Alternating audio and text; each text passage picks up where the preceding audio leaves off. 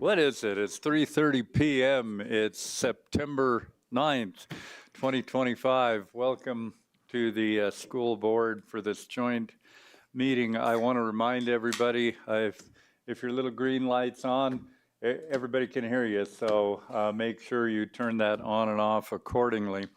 This is a special session, a joint meeting between the school board and the town board for a discussion on a proposal for a land exchange between the school district and town for the purposes of constructing a new police department facility. I think this will be presented by Town Administrator Mahalik and Deputy Town Administrator Dan Weber. And school days, wonderful golden rule days. Go ahead, you get it first, I guess. Deputy Town Attorney. Deputy Town Administrator. I thought about going to law school, but I got to get warmed up for tonight. So. My twin brother's a lawyer. Thank you. That's enough. Well, thank you all for allowing me to come and present to you. Again, my name's Jason Danweber. I'm the Deputy Town Administrator. I oversee our internal services department, which includes facilities, which is one of the reasons why I've been intimately involved in the discussions to date regarding our needs for a new police department, which, as I think everybody knows, are dire, and potential locations where we might site one. Hold on just a second. Maybe quick introductions, just to who you are and names, since I'm not sure everybody knows everybody. John Davis. Brad Chockett, School Board. Mark Eigel. Marie Sinak. Ava Kendall. Gary Hall. Stacy Furry, School Board. Kirby Hazelton, Town Trustee. Brenda Wiss, School Board. Bill Brown, Town Trustee. Travis Mahalik, Town Administrator. Dan Kramer, Town Attorney. Ruby Bodie, Superintendent. All right, thanks. Carry on. All right, thank you very much, Mayor. So tonight, I hope to very quickly go over some meeting norms, provide an overview of the proposal, leave plenty of time for Q&A, and then have a discussion about next steps. We like to discuss meeting norms whenever we have joint meetings, and I think all of these go without saying. Very quickly, we hope that participants in the discussion are here with an open mind. I know we all have good intentions. The community's interests are at the top of mind for everybody involved in this discussion. Be respectful of each other's time. Be transparent with your thoughts, feelings, questions, things of that nature, and ask questions. So as I mentioned before, I think we are all acutely aware of the need for a new police facility. The current police department has been in the location since before I was born. It was retrofitted into a portion of this building, which was formerly a school. A long time ago, it was built as a school. The police department has very long been past its useful life, and it's critically undersized. You can read some of these key deficiencies here. We don't have secure parking, segregated from tourists. There are inadequate physical controls for safely transferring arrestees from vehicles to holding cells called sally ports. There's inadequate secure and integrated evidence storage, lack of emergency operations center integration. Our communications center is located outside of the police department. There's very little meeting room, lots of deficiencies. Back in 2022, our facilities master plan said, quote, "It's entirely inadequate. The department has been shoehorned into a space that jeopardizes the police department's ability to respond to emergencies, to keep officers, staff, and residents safe." Wanted to gloss over that very quickly, but also, I've heard from our town board, all of the school board members, I believe, and members across the community that they recognize that there absolutely is a need for some change with respect to where our police department is currently sited. as we have considered with a number of staff members involved and more recently an architectural firm, what would be ideal when we're looking for a new site for the police station, these are really the key criteria. Something that's centrally located, which would optimize response time. That is one of the key interests of our police staff in particular. A safe and secure facility, operational suitability, site and environmental characteristics that are important are where it makes sense for a police facility to be sited with respect to topography and geotechnical challenges, zoning, available land, things of that nature. Public access is an important issue. We note public perception there. If we were to put the police station out at, for example, Fish Hatchery, way on one side of town, that could create perception issues about the importance that this community places on our policing and the public safety tasks that they achieve. And then financial and logistical feasibility. Cost is always, for better or worse, an important consideration when we're thinking about what to build, where to build it, and logistical feasibility. There may be sites that would be suitable for the siting of a police facility, but we might not be able to do it for 10 years or 15 years. And so that's something that we consider when we were looking at possible places to site a police facility. So we're going to get into the meat of the proposal, but before we do that, I want to take a moment to address some concerns I've heard in the community, seen on social media, have heard at social gatherings that I've been to in the last month or two about the lack of transparency so far in this process. Some have said that there have been secret meetings, that this is a done deal, and I want to make it very clear that the school board knew nothing about this proposal at all until we sent it to them as their summer recess concluded. I believe that was sometime in late July or early August, so a little bit over a month ago. It was made public shortly thereafter in a joint press release that served to notify the public about the proposal and the fact that the school board was going to be adding a discussion to the agenda of their first meeting back. The question before them at their first meeting wasn't whether or not this was a proposal that they were going to accept. It was the question of whether or not they were amenable to having this discussion tonight. And that was it. And that's why we're here this evening. So for a little bit of history about how we arrived here, town and school staff met about a year ago now. Mr. Shockett can attest to that because the purpose of those discussions were about the possibility of a shared space for a trolley barn. The town had grant funding that we were considering using to build a place to house our electric trolleys during the winter. And it was an interest that Mr. Shockett brought up, I believe, with our mayor about possibly looking to getting an electric school bus as a pilot. And so at a staff level, we came together to talk with staff from the school district about this possibility. That led to, while that didn't work out for a variety of reasons, it led to further conversation about other potential shared space for facilities and fleet staff. The town had some needs and the school district did as well. And in the course of these discussions, we as town staff learned more about the long-range planning that was happening within the school district, the group that was meeting to discuss the long-range plans for the school site, buildings, things like that. We learned about declining enrollment and the potential reuse or different use of some of the school's existing space there. And so this idea didn't just come out of nowhere, and it was precipitated by previous discussions, mostly at a staff level about school space, needs, how we could potentially use shared space to address mutual interests that we had.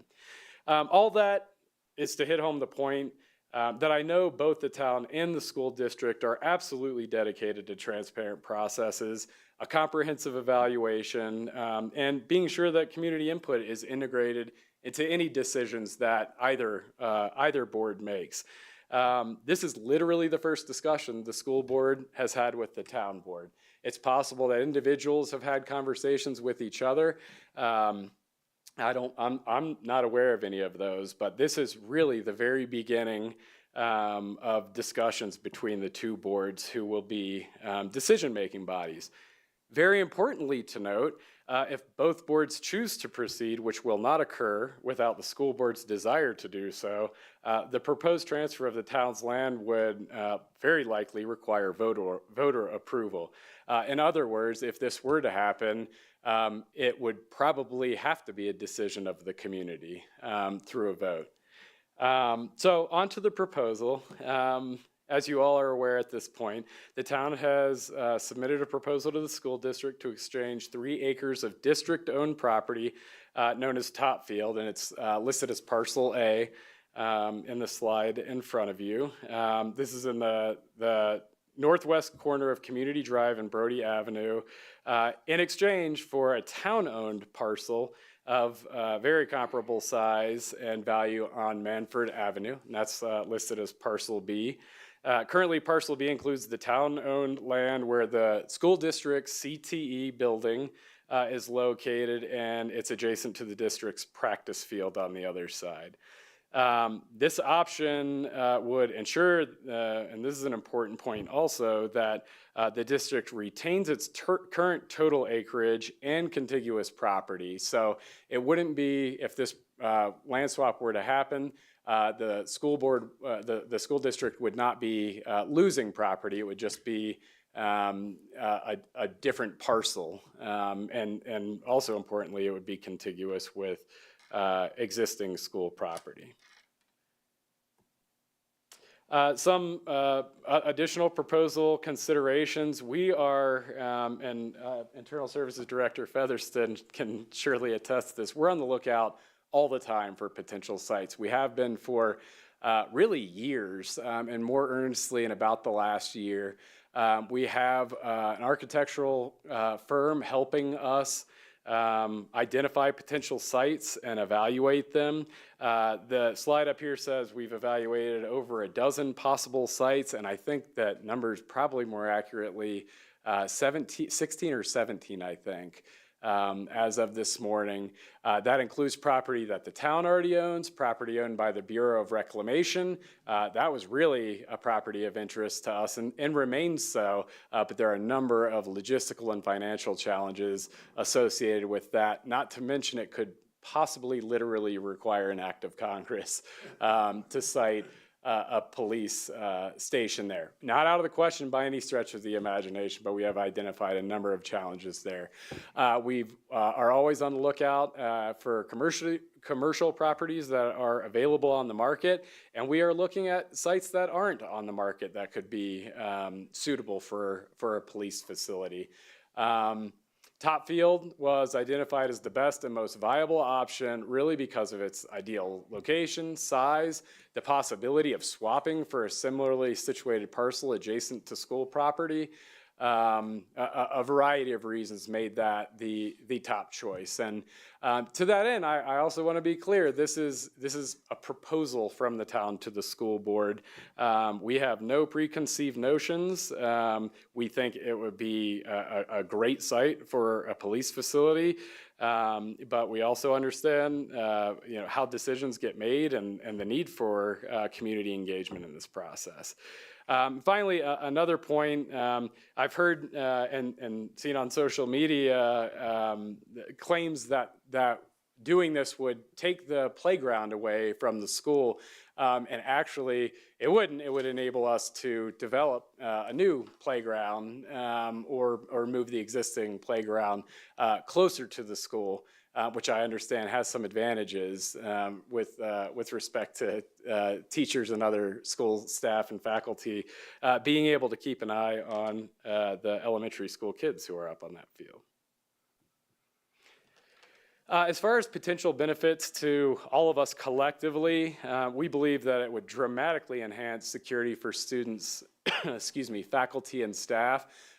police facility located that close to the school would obviously make response times shorter than it otherwise would be, especially during the busy summer where the police station is currently located. And it can also have a deterrent effect from potential bad actors, knowing that response time would be very quick and that we would have public safety folks that close to the school. I have kids in the school district and have sat in the long line to pick up at the elementary school there on Brody, and can confirm that I am acutely aware of the current traffic challenges there.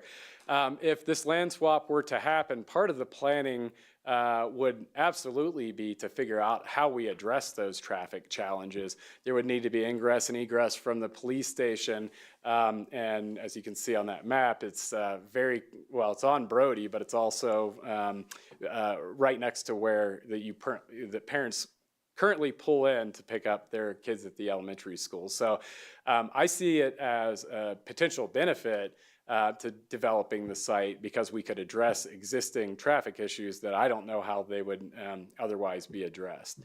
I mentioned earlier this would provide an opportunity to move the playground closer to the school building, and I think there could be relationship building opportunities as well. We all know about community policing and the importance of community policing with respect to police and community relationships. When I dropped my oldest son off at the middle school on the first day of school this year, there were 3 or 4 police officers greeting all the students, and I didn't see anybody fake out the officers or anything. Everybody seemed very excited to give them high fives, and I probably don't need to sing the praises of Officer Paul because we're all very well aware of the relationship that he has with the students and the student body and the benefits that he brings to the school. I'm gonna hope to very quickly address some of the high-level questions and concerns that we have heard out in the community. One of which is something that Superintendent Bodie has brought up with Director Featherston and I and Town Administrator Mahalik at a staff level, and also highlighted, I think, at the school board meeting. We are aware that you are, I believe, while you've been doing the long-range planning process, you're also kicking off a formal master planning process that could take some time, 6 months, a year, something along those lines to finish. So we are aware of that, and best I can tell, that's one of the biggest, probably one of the biggest things weighing on the mind of school district board members is the timing of this relative to the master planning process. To address the question or concern about existing leases, yes, the town it has leased a portion of the, I don't know if this mouse is going to work, yes, of our property to the school district to site the CTE building. That is in year, I believe, 6 of a 25-year lease at this point, and the town has leased that to the school at no cost. Additionally, the bike track, the town leases to the rec district, this portion of the property. I believe there's 4 years left on that lease. That lease expires in 2029. Questions have come up about the deed restrictions on the Stanley property. I've got the next slide here to demonstrate which portions of the property, the Stanley property, are deed restricted and which are not. The town previously took legal action to do a quiet deed restriction on the southern parcel. So it is based on the deed restriction concerns that have come up, a non-issue to site a police facility or have some other use on that southern part of the parcel there. That's why we're able to put a CTE building, for example, there. let's see, I think that addresses, I think I mentioned everything else here. So let me go back to the previous slide. Liability for the bike track property has come up as a concern. Part of the lease that we have with the recreation district shows that they are actually the ones liable as part of that lease for that property there.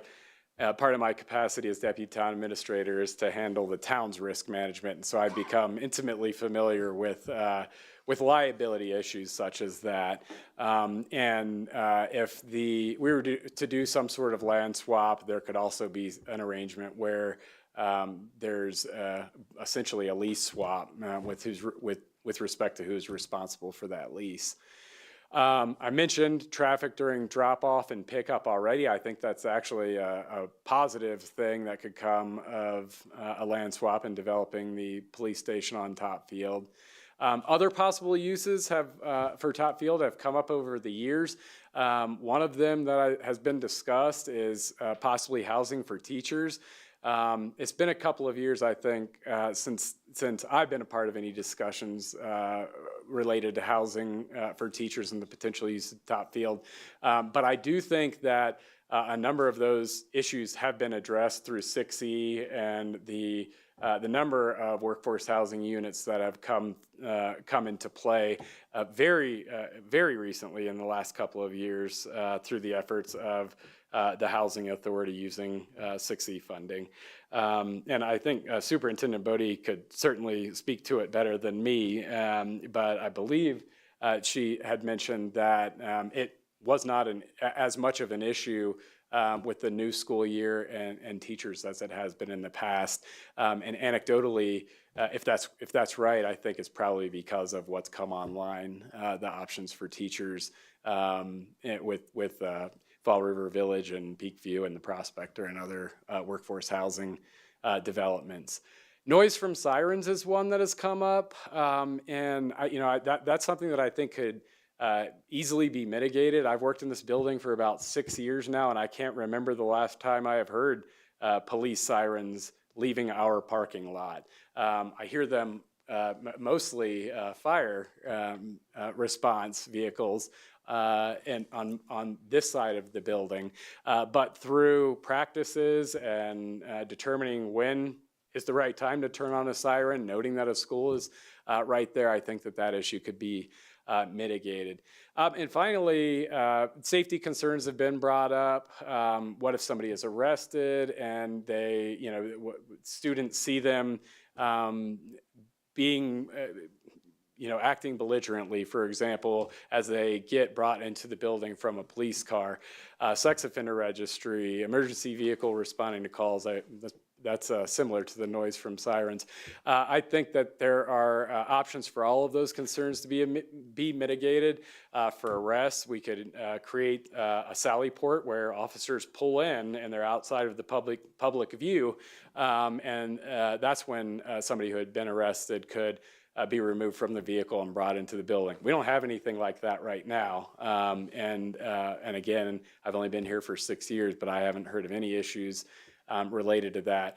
With the sex offender registry, we could have a satellite office for something like that to occur. It's my understanding that legally that needs to be separated from certain types of buildings like schools. So that is something that we've also thought about, possibly continuing to have a satellite office at Town Hall, for example. Emergency vehicles responding to calls, I think those are all issues that could be worked out, and how traffic engineering is done, as well as I mentioned before, kind of the practices. We don't often have police cars screaming out of this building, and we have the highest need for officers during the time when this town is the busiest. So it's definitely something that our officers are accustomed to, is being extraordinarily careful when they're responding to calls. I think that it would actually be significantly less of a safety issue if the police station was sited at Top Field than it is than where the police department is currently located. I kind of left that other up there in case there are any other questions or concerns that come up. But for the most part, I believe that concludes my information sharing with you all. I hope I've been able to address some of the questions and concerns that have come up, and I'm sure there are some that I have not addressed. May not be able to, but with that, I will, I think, turn it back over to the mayor to help lead a discussion.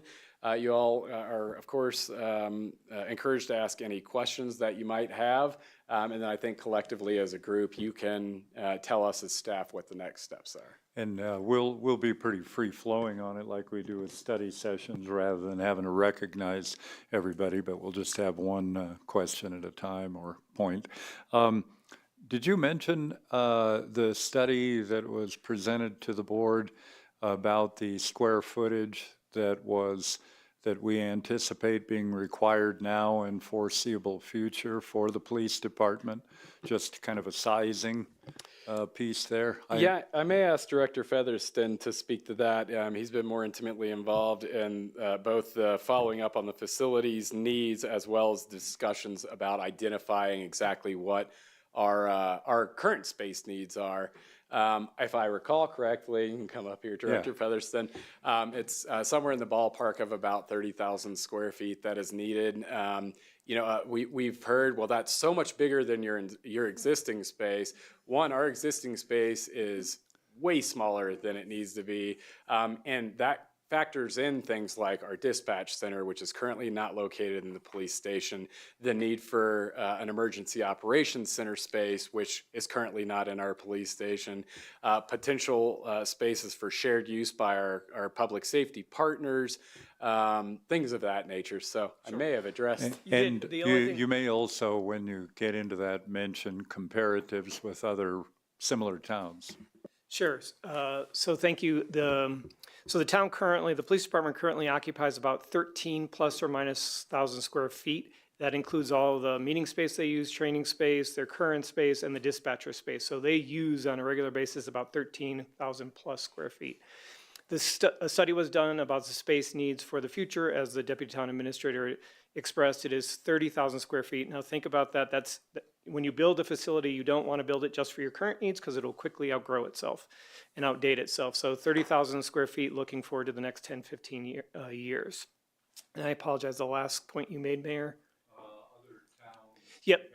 So we've done other comparisons there's been a number of towns that have recently built new police departments. This is pretty much in line with the square footage of our population and demand size with the visitors that we have every year. So this is pretty much in line with those.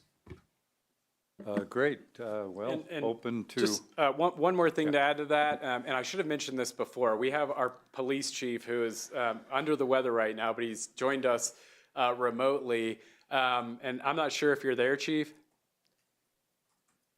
Yes, sir, I am. Okay, thanks, Chief Stewart.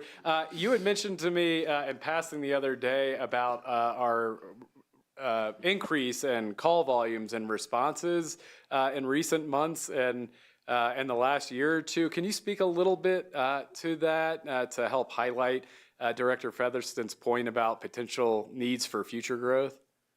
Yeah, I can. And anecdotally, and I plan to present these numbers more Can formally. we at the end of the raise, year. hold on a second, Chief. Can we raise the volume a little bit? Or? I don't know if that's Sir, can you hear me now? Yeah, that's better. Just speaking anecdotally, because like I said, I don't have the hard numbers in front of me. But I can tell you this, June and July were the busiest months in the history of the PD. Our numbers have gone through the roof since 2023 for total call load. It's actually it's an incredible number that I'm even a little surprised by myself that's possible. The long story short is that through self-initiated activity and then as well as dispatch calls coming into dispatch for calls for service, we have gotten incredibly more busy in the last 2 years. And when you look at it through that lens, with the increased demands that puts on our communication center and trickles out through our entire agency with resources that we provide, such as restorative justice.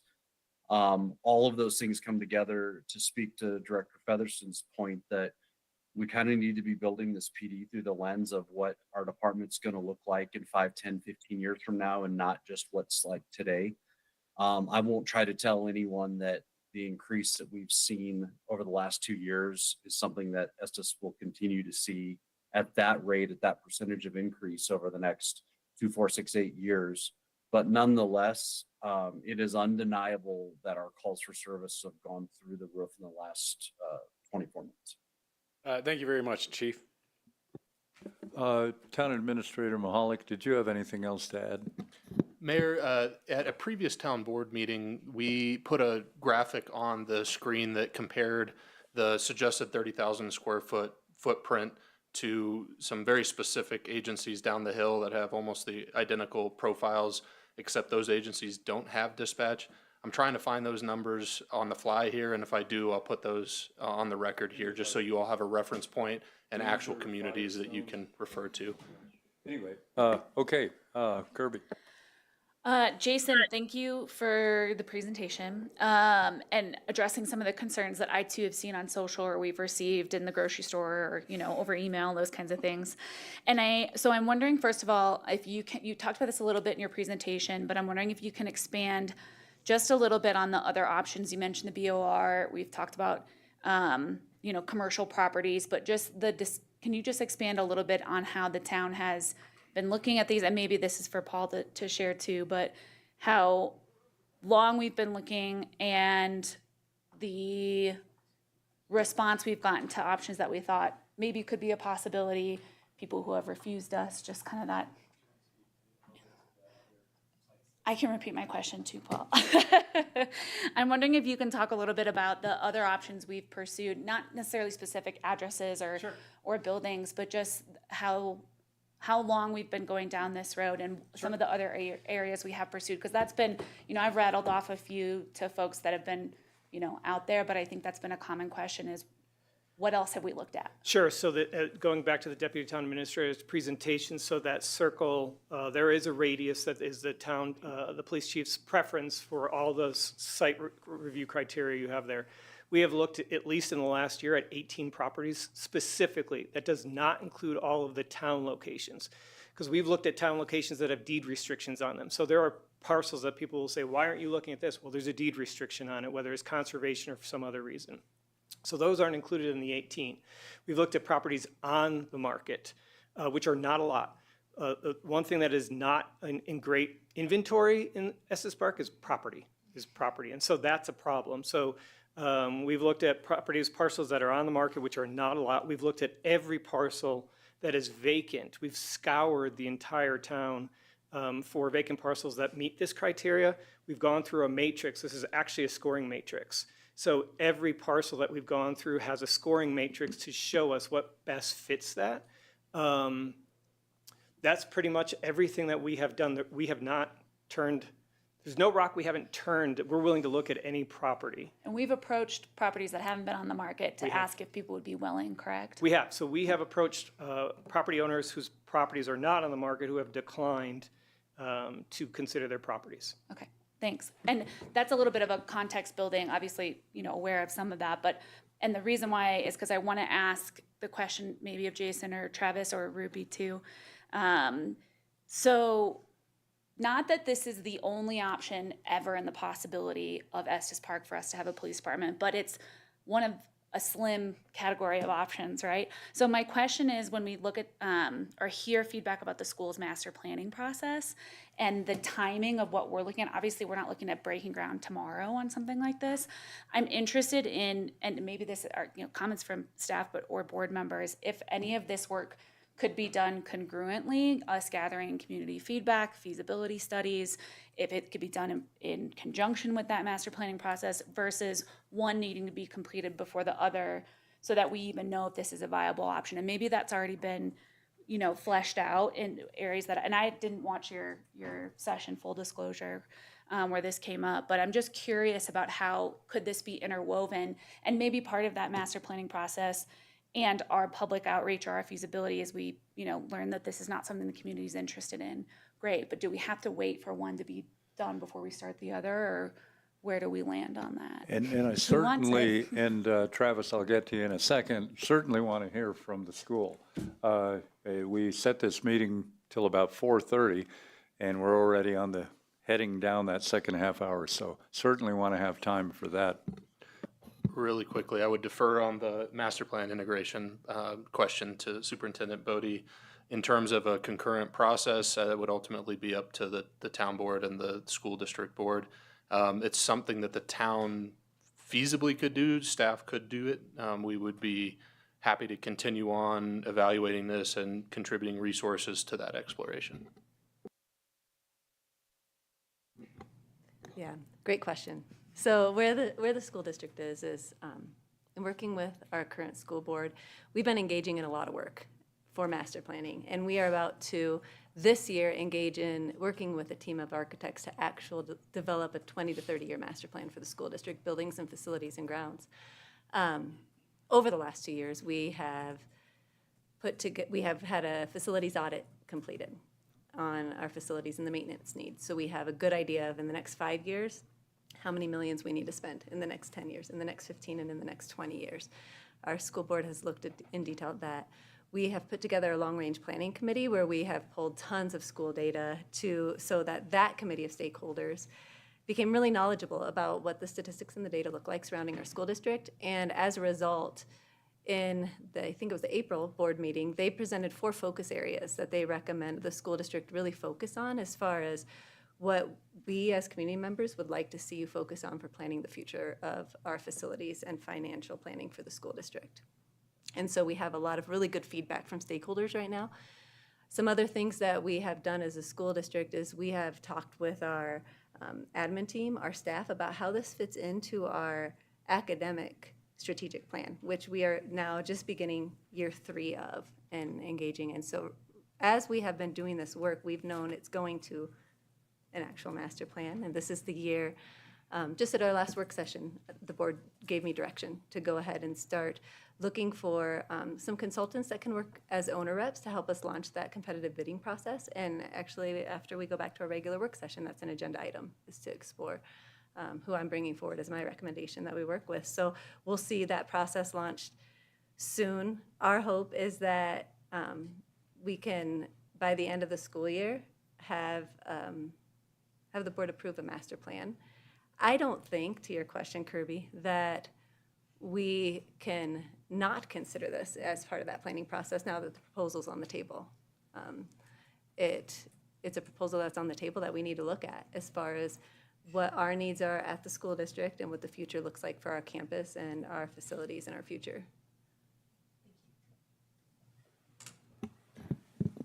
Mayor, just really quick to tie a bow on the size question. We did present at that meeting, and you can go back and look at those packet materials from the previous meeting. Erie, Firestone, Evans, Windsor, and Timoth all have similar service profiles, similar populations served. Erie has 42,000 square feet in a new building with an 18,000 square feet remodel. Firestone has a 30,000 square foot building built in 2019. Erie's is in construction. Evans is in construction, 34,500 square feet. Windsor built theirs in 2024, 43,000 square feet. And Timoth built theirs in 2022, and they're at 22,000 square feet.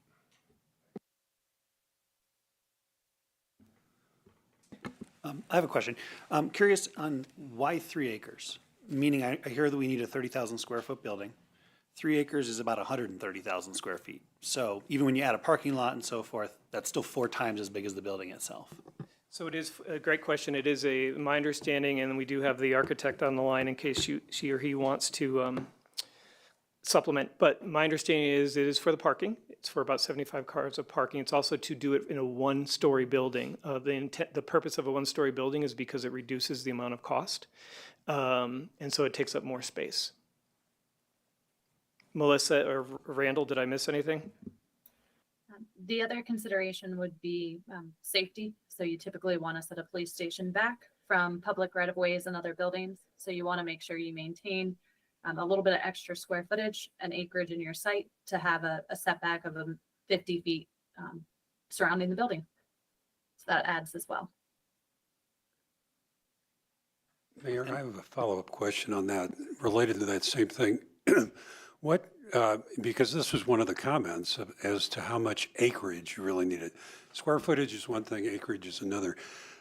Is there any idea of what the minimum acreage requirement would be? Because it's possible on this site in particular that it could be shared with the school district in some way, shape, or form if we don't need the whole 3 acres.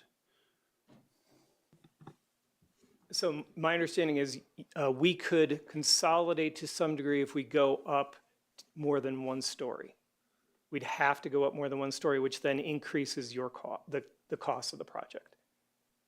Because of all the parking, you still need the rest of that space. Yeah, I think we could, and again, the ideal and what we're looking for is 3 acres. We have pretty much, we've even looked at 2-acre parcels or 2+ acre parcels. It would be a real squeeze. We'd have to give up something, and you would have to go up. And exponentially going up 2 stories does increase your cost because of the project cost, because of elevators and things like that. Have we looked at all of parking on top of the building? We haven't gotten to that point. It is something we could definitely look at, depending, well, again, increase your cost because of the structure, but. Right, but And you can stay up there if you want.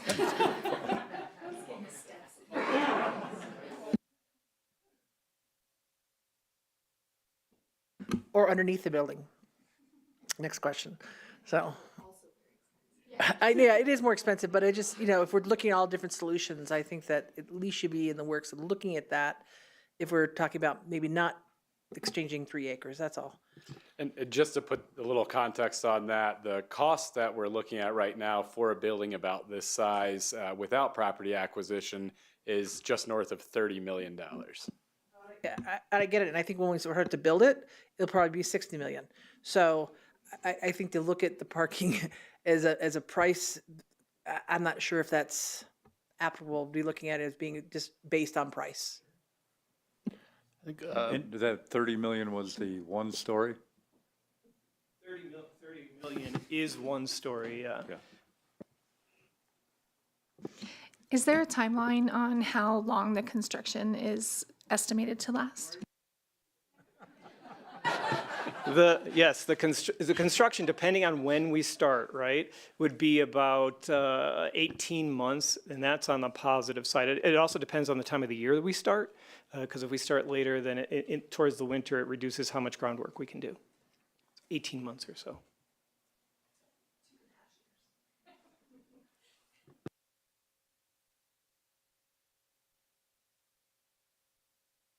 A sedate group here today. Yeah, I think part of it is because you did a good presentation. You and Paul have given an awful lot of information supplemented by Travis. So we've got good information out there. I know the concept, as Superintendent Bodie mentioned, of looking at it in parallel with the development of the master plan. If this remains on the table, there is no action planned at this. This is just a discussion item. There also will certainly be the opportunity that we want to keep things transparent wherever possible to have additional questions after the fact, and we'll just have to make sure we keep things in the public eye. We deliberately made the joint press announcement a few weeks ago for this reason. We wanted the public to be engaged and aware of this possibility, even though there's 15 other potential locations. We've got more questions. Just and in my line of work, you hate to use this expression, but not to beat a dead horse. But, when we've discussed, and it's just because my brain keeps thinking on it, and I'm obviously stuck on it. But when we're talking about parking underneath, it does solve the problems with the Sally room or what you're talking about. So all of a sudden becomes prisoner exchange or whatever, already covered. So just a thought process. I don't think we've even discussed it, being that possibility. But I just think that it should be part of that discussion for that reason. I think it's more secure. I have a sense of Actually, back up. The day that the press release went out from the town and the school, and that was very intentional, and I think the process was very clean as far as we did the due diligence, we did the research, it was above level, it was not secret.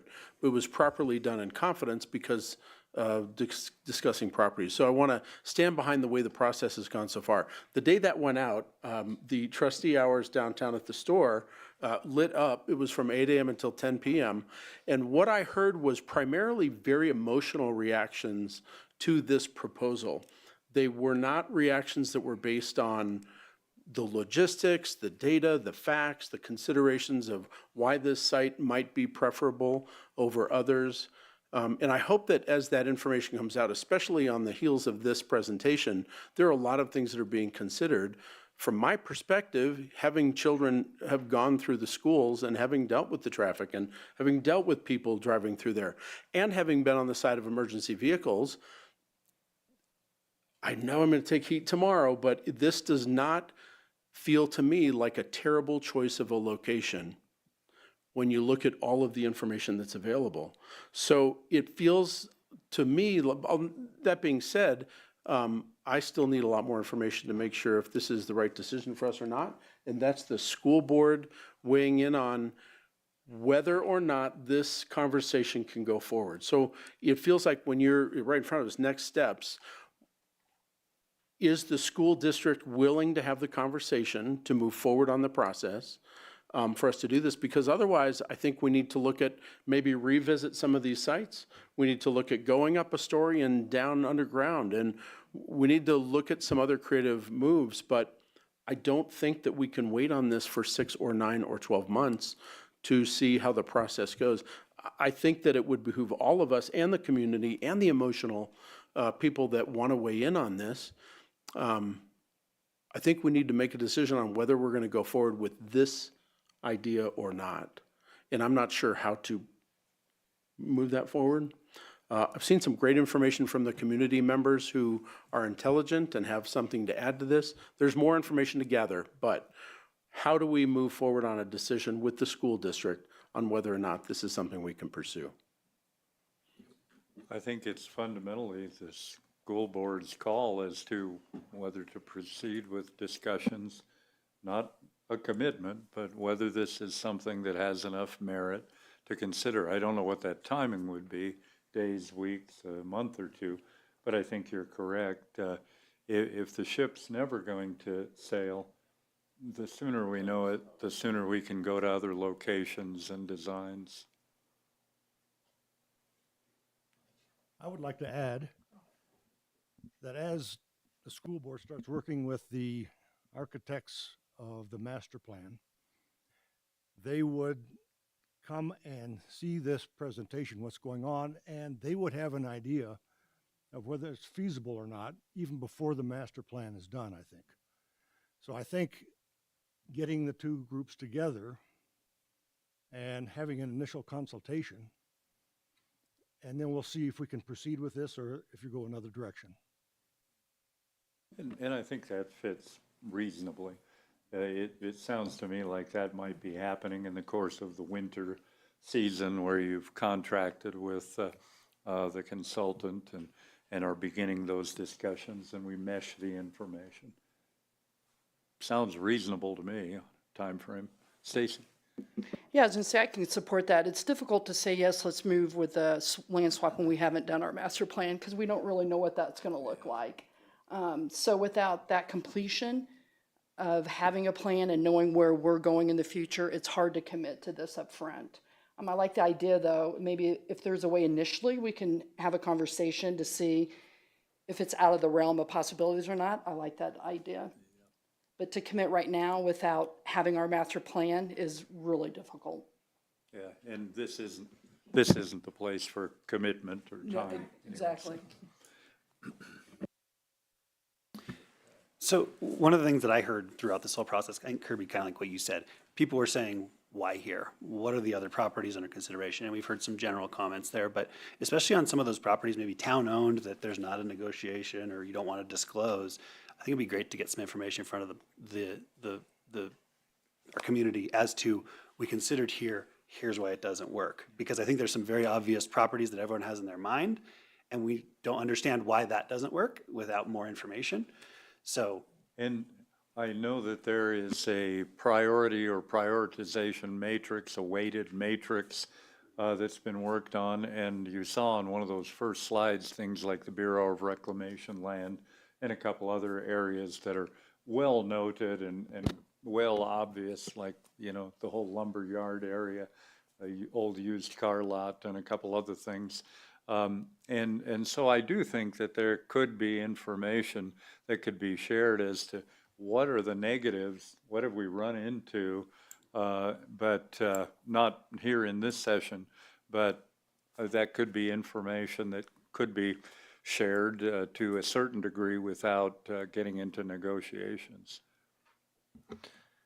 Mayor, that's correct. I would say that the way in which that's shared, as we're looking at potential property negotiations in the future, whether it's with the school district or whether it's with a private party, you don't necessarily want to shoot holes in your own best alternative to a negotiated agreement. Yeah. But I think what's being requested here is more background on why this land swap makes more sense than Town Hall or than Elm Road or than, you know, some town property that may look open that we know has a deed restriction on it, but the average person looking at property records on the county's website doesn't know that that has restrictions that don't allow us to put a police facility on it. I definitely think that's something that we can do and can provide as we continue to have this conversation. And I'm sure Superintendent Bodie has some questions about follow-up as well. From my standpoint, hearing a general interest in moving the conversation forward, a consideration of this proposal forward without any sort of commitment, recognizing that there's a broader process going on the school district side. My question for you all is what level of public engagement or information or back and forth do you want on this specific idea outside of the master plan process, if any, or are those intimately tied in your mind? And it's a good question, and I'll let him answer it in a second. I want to make a comment, for example, about, because it happens to be a government agency, the Bureau of Reclamation Land. Conceptually, we all love that location. That would probably score very highly. And I think we have a better chance of moving Long's Peak than of moving the Bureau of Reclamation in the early discovery process. Now, I haven't gone and yelled at the president yet, but, you know, maybe we'll get to that. But there are some very high hurdles or brick walls that we've run into early in that process. And there's a couple other that just seem like wonderful ideas, and yet there's substantial check marks against them. Go ahead with, especially with Travis's question too. Kirby. I mean, off the cuff, it's one of those things you want to sit and think about for a little bit. Off the cuff, to answer your question, Travis, I would think that having that wrapped into the school's master planning process, because I think we're kind of like, is this an effort that we jointly want to look at together? To have that public input come funneled through that to start makes the most sense to me versus, you know, I think we're always open and available to input. And I often find that the input we receive at the top of the funnel before we've narrowed things down can often be less, I don't know what the right word is. To me, it feels like it's by the time the town board is considering if we do need to send it to a vote, if it's something we're actually going to sink, you know, that money into, to me, it feels like we need to have a good sense of, is the school on board before we're just kind of like casting the widest net to look for that input. So I don't know if that is totally clear, but for me, I'd rather have it funnel through that master planning process, and then we go through our regular channels, and certainly anybody's input is welcome at any time. But it feels like if we're just like throwing it out there right now, we're going to continue to get feedback that maybe could be answered by some of the questions in that master planning process later on. Sounds good, yeah.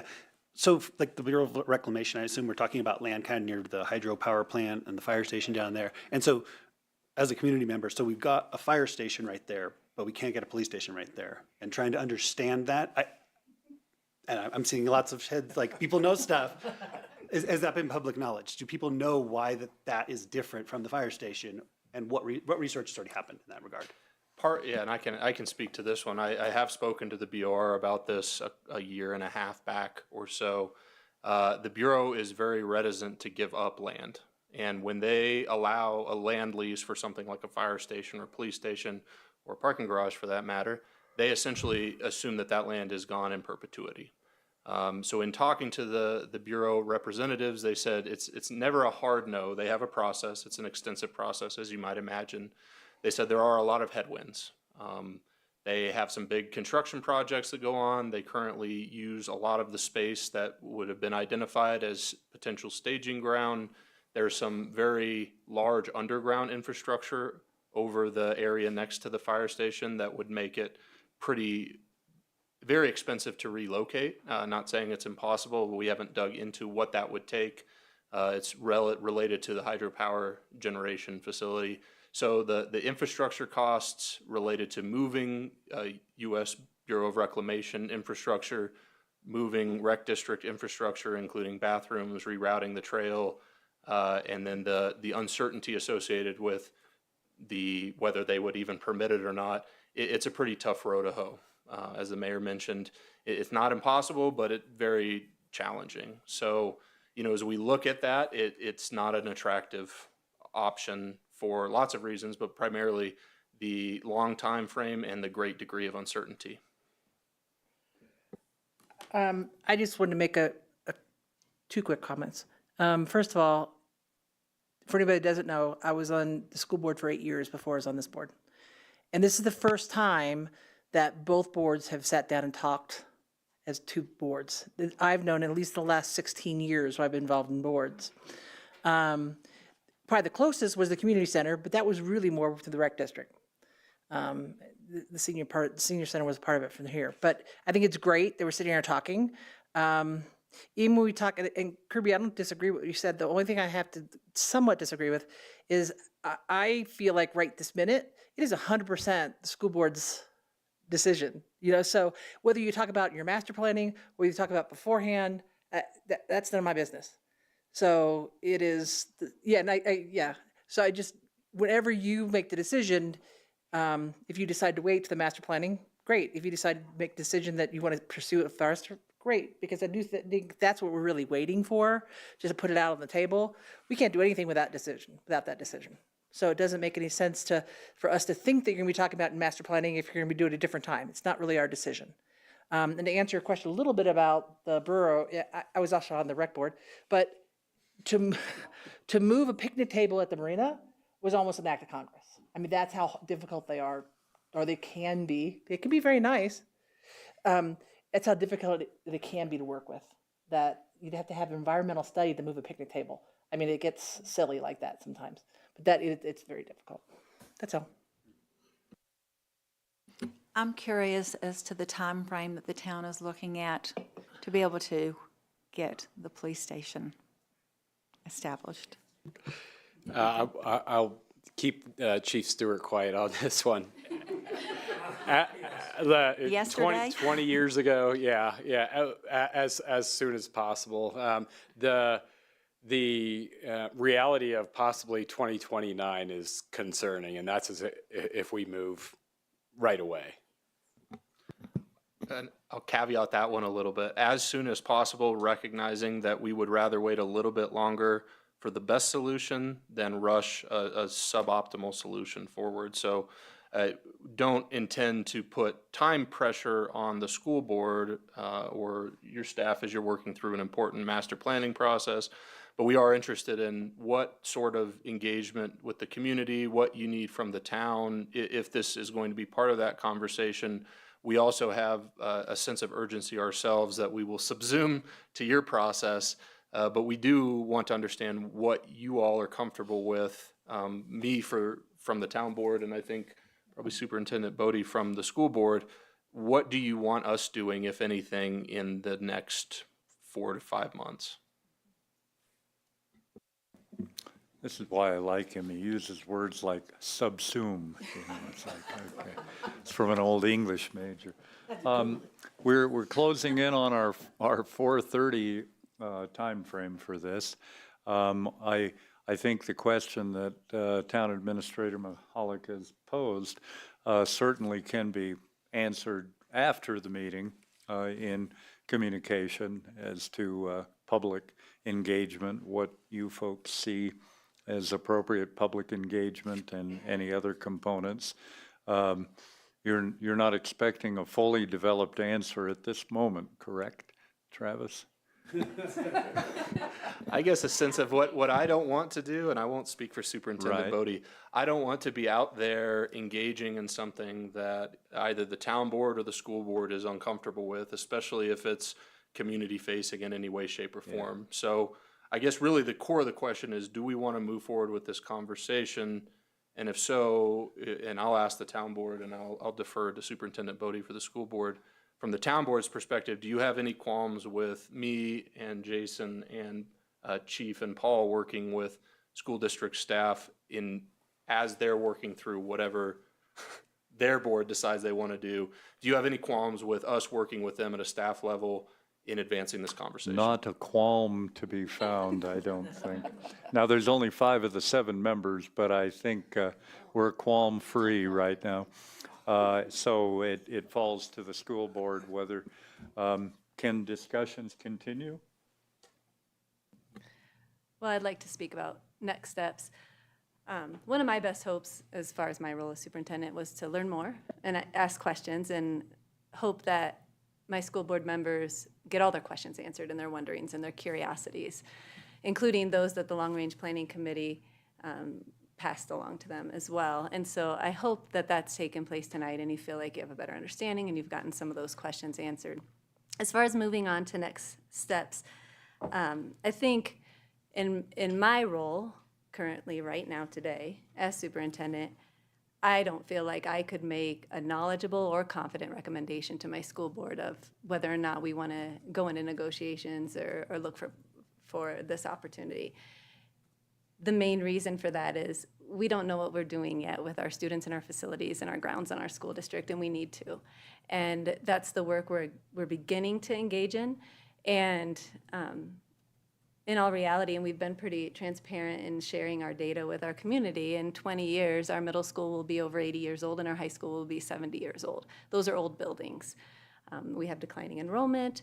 We have declining birth rates in our community. We need to figure out what we're first doing, because then as we've engaged in this conversation today, and I can continue to engage and my staff can continue to engage as we work with our master planning process in the best interests that we have for the school district, we can consider this proposal in mind as we do that and talk about what we're doing and benefits, drawbacks, impacts of a land exchange possibility as we move forward.